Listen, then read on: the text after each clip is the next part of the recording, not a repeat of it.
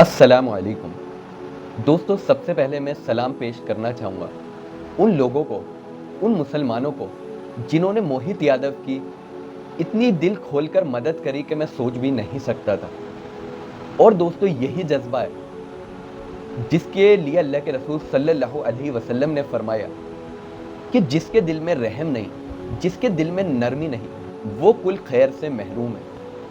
اگر آپ کسی کی مدد کر سکتے ہیں، کسی کی پرابلم کا سولوشن دے سکتے ہیں، کسی کی پریشانی میں شریک ہو سکتے ہیں اور آپ شریک نہیں ہو رہے، آپ بڑے سے بڑے عابد ہو، بڑے سے بڑے مفسر ہو، بڑے سے بڑے محدث ہو، بڑے سے بڑے نمازی ہو، لیکن آپ نیک نہیں ہو۔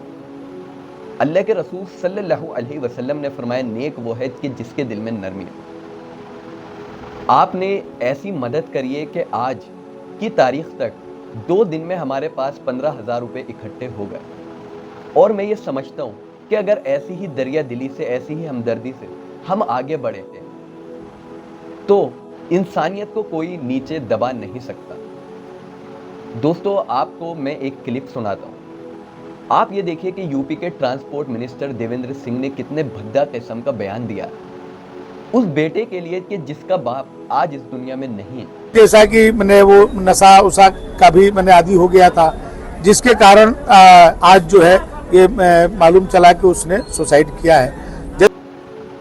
اس بیوی کے لیے جس کا شوہر انسانیت دکھانے کے خاطر اس کو اتنا دبایا، اس کو روزگار سے لاچار کر دیا، اس کو اتنا مجبور اور نہتہ کر دیا کہ اسے خودکشی کرنی پڑ گئی، اس بیوی کے لیے آپ خود سوچئے اگر آپ کا بیٹا اس قسم کے الفاظ سنے اس کو کیسا لگے گا؟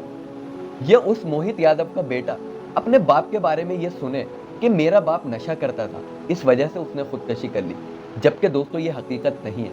آپ لوگ بھی حقیقت جانتے ہیں، سرکار میں بیٹھے لوگ بھی حقیقت کو جانتے ہیں، اور سب حقیقت کو جانتے ہیں۔ دوستو، کسی شاعر نے کیا خوب کہا ہے کہ اگر گود ہو ماں کی تو فرشتے کچھ نہیں لکھتے، ممتا روٹ جائے تو پھر کنارے نہیں دکھتے، یتیمی ساتھ لاتی ہے زمانے بھر کا دکھ، سنا ہے باپ زندہ ہو تو کانٹے نہیں چبھتے۔ دوستو، اگر اس بیٹے کا باپ زندہ ہوتا تو کیا وہ یہ سب سنتا؟ صرف اس کے باپ کو سزا ملی ہے ان 2 نمازیوں کو نماز پڑھانے کی، اور جبکہ بس اس لیے نہیں رکی تھی، بلکہ یہ انٹرویو خود موہت یادو نے دیا ہے کہ میں نے بس ان نمازیوں کے لیے نہیں روکی تھی بلکہ لوگوں کو پیشاب کروانے کے لیے روکی تھی۔ تو ان لوگوں نے اپنی چادر بجھا کے نماز پڑھنے لگے، سواری پیشاب کر کے لائی، اتنی دیر میں وہ بھی نماز پڑھ کے آ گئے۔ یاد دیر کے 2 منٹ رکی ہوگی، 2 منٹ میں ہی انہوں نے نماز پڑھ لی۔ کسی سواری نے میری گاڑی سے ویڈیو بنا لی، پیشاب کے لیے نہیں انہوں نے ویڈیو بنائی، نماز والوں کے لیے انہوں نے ویڈیو بنا لی۔ وہ انسان اپنی زبان سے یہ کہہ گیا لیکن پھر بھی لوگوں کو یقین نہیں آیا۔ دوستو، اور میں کہنا چاہوں گا اب ان مسلمانوں سے جن کے لیے اس شعر سے میں اپنی بات شروع کرنا چاہتا ہوں کہ درد دل کے واسطے پیدا کیا انسان کو، ورنہ طاعت کے لیے، عبادت کے لیے کچھ کم نہ تھے کرو بیاں۔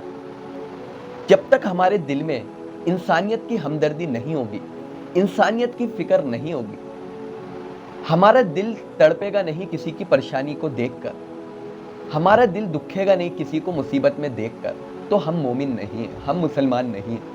کہ اللہ کے رسول صلی اللہ علیہ وسلم نے کیا فرمایا؟ تم میں سب سے بہتر انسان وہ ہے جو دوسروں کو فائدہ پہنچائے۔ کھنجر چلے کسی پہ تڑپتے ہیں ہم امیر، سارے زمانے کا درد ہمارے جگر میں ہے۔ دوستو، اگر کسی انسان کو کوئی تکلیف پہنچے تو پوری انسانیت کو تکلیف ہونی چاہیے، پوری انسانیت اس انسان کی فکر میں لگ جانی چاہیے۔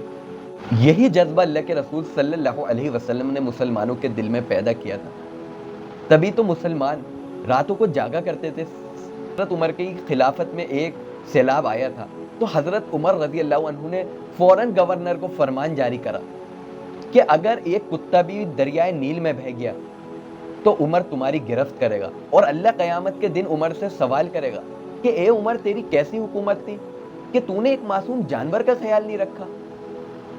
دوستو، یہ جذبہ ہونا چاہیے سیاست دانوں میں، یہ جذبہ ہونا چاہیے پرائم منسٹر میں، ये जज्बा होना चाहिए चीफ मिनिस्टर में। और अगर वो इस किस्म के भद्दे बयानात देते और अब तक भी मदद के लिए नहीं पहुंचते तो ये बहुत शर्मिंदगी की बात है। और दोस्तों, ये ना सोचिएगा कि ये मुसीबत हम पर नहीं आनी।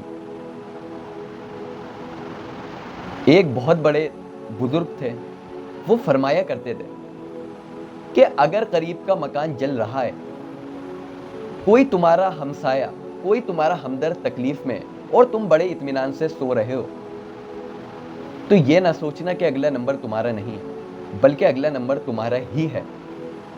तो दोस्तों, ये दिखाया जा रहा है कि जो भी किसी इंसान के साथ हमदर्दी करेगा और ख़ासकर मुसलमान के साथ करेगा तो हम उसको बेरोज़गार कर देंगे। यानी ये तासुब की आग भड़काई जा रही है और इसमें अब सब शामिल हो रहे हैं। तो दोस्तों, हमें अपनी हमदर्दियाँ ऐसी रखनी है, हमें मोहित यादव की फैमिली के लिए पूरा सपोर्ट करना है, पूरी मदद करनी है हर एतबार से।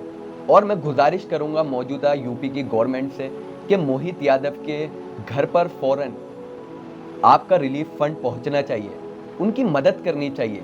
मैंने ये देखा कि ना तो पीएम नरेंद्र मोदी ने कोई ट्वीट करा, ना उन्होंने कुछ दुख जताया, ना ही योगी आदित्यनाथ जी ने कोई दुख जताया। हमें जनता ने क्या इसलिए बिठाया है कि हम अपने काम में मस्त रहें और ऐसे ही समाज के दुख से बेपरवाह रहें। दोस्तों, इसे हुक्मरानी नहीं कहते, ये जुल्म की एक सियासत है, एक जुल्म का शासन है। हजरत उमर रज़ी अल्लाह अन्हु ने फरमाया था कि कुफ्र की हुकूमत चल सकती है लेकिन जुल्म की हुकूमत नहीं चल सकती। तो दोस्तों, मैं आपसे कहूँगा कि आप ऐसे ही सिला रहमी के काम करते रहिए। सबसे पहले इस काम को अपने पड़ोस से, अपने घर से, अपने आसपास रिश्तेदारों से शुरू करिए और ऐसे ही मोहित यादव जैसे इंसानों की। और वो ड्राइवर, क्योंकि आप न्यूज़ सुनिएगा, न्यूज़ में बताया गया है कि मोहित यादव के साथ साथ ड्राइवर को भी जॉब से निकाला गया। तो मैं आपके ज़रिए ये संदेश, ये पैगाम पहुंचाना चाहूँगा, उस ड्राइवर के पास अगर रोज़गार नहीं है तो हमारा फ़र्ज़ बनता है इंसानियत के नाते उस ड्राइवर तक भी फ़ौरन मदद पहुंचाई जाए। और अगर उन तक मदद नहीं पहुंची है तो मैं अपना कॉन्टैक्ट नंबर सामने डाल रहा हूं। कुछ तंजीमें ऐसी तैयार हुई हैं, लोगों की मदद करने के लिए फ़ौरन तैयार हैं।